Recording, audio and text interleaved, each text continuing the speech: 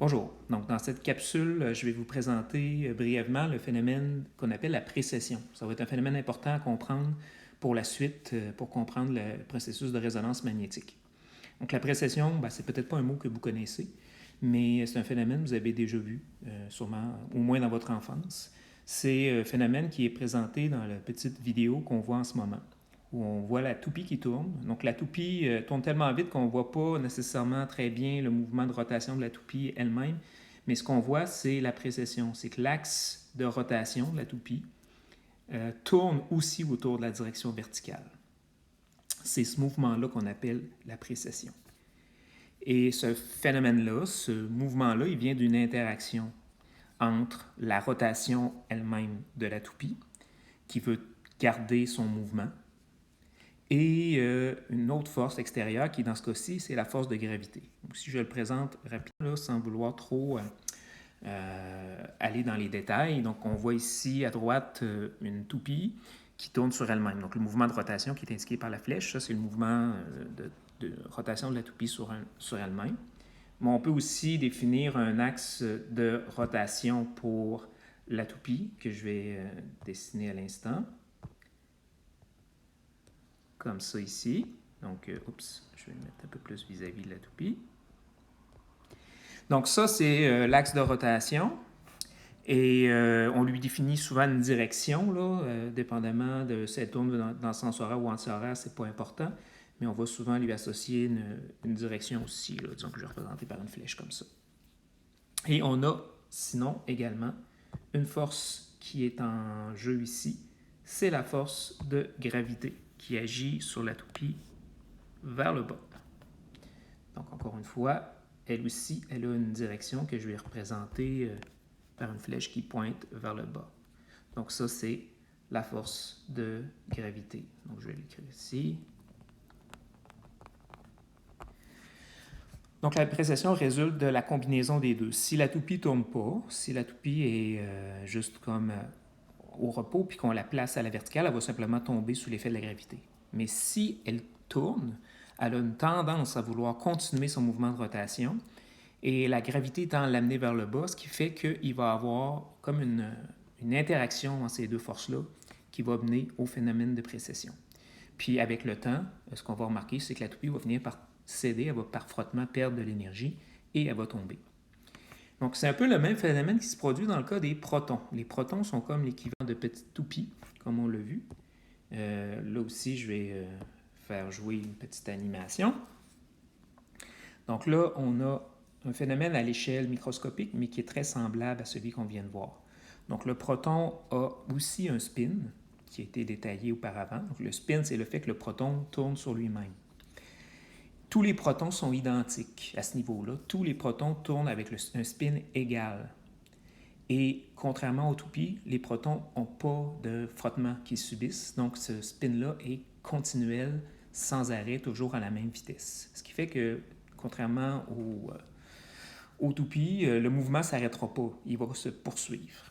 Donc, si le proton est juste, dans le fond, au repos, donc je vais dessiner, disons, un proton en bleu ici. Donc, il va avoir son spin qui va avoir une direction que je vais représenter ici en rouge, disons, dans cette direction-là. Encore une fois, on lui associe aussi un sens, je veux dire un axe. Donc là, le proton, en temps normal, en l'absence de force extérieure, va simplement avoir son spin dans une direction particulière, qui peut être n'importe laquelle. Il n'y a pas de force qui tend à le faire aligner. Mais si on y rajoute une force supplémentaire, et dans ce cas-ci, la force, comme dans l'animation, c'est le champ magnétique. Là, on remarque qu'il y a un aimant et on a un champ magnétique qui pointe vers le haut. Donc, je vais le dessiner lui aussi. Disons, je vais le mettre en vert. Donc, ça, c'est la direction du champ magnétique. Avec lui aussi une flèche que je vais représenter ici. Donc, ce n'est pas la gravité ici, c'est le champ magnétique B. Et le spin, on a vu aussi que on peut l'écrire comme étant l'aimantation M de notre proton. Et là, il se passe exactement le même type d'interaction. Il y a une interaction entre ici le spin de notre proton et le champ magnétique qui est la force extérieure. Le champ magnétique, un peu comme la gravité, tend à faire tourner la direction du spin, mais le spin va résister. Ce qui fait qu'on va avoir, comme dans l'animation ici, un mouvement de précession. Autrement dit, la direction du spin va faire des boucles dans une certaine direction autour de la direction du champ magnétique. Donc, c'est la précession.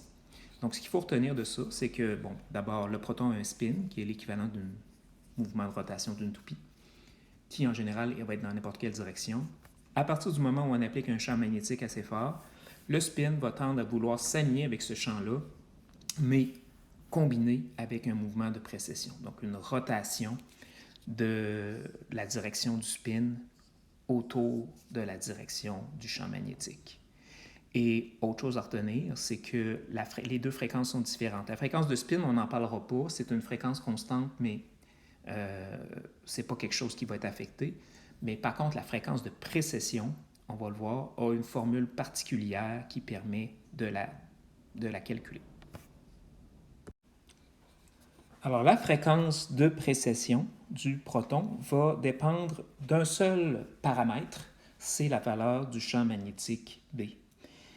Donc, là, on a un certain champ magnétique qui est fourni par l'appareil. Et ce champ magnétique-là va être en général, dans le cas de l'IRM, de quelques Tesla, au maximum 3 Tesla. Donc, on va l'écrire ici, champ magnétique B, et on va l'appeler B0, parce qu'on va avoir un peu plus tard, là, on va voir dans les phases subséquentes là, du chapitre, qu'on peut appliquer des variations. En fait, on va appliquer des variations du champ magnétique pour aller localiser différentes parties du corps.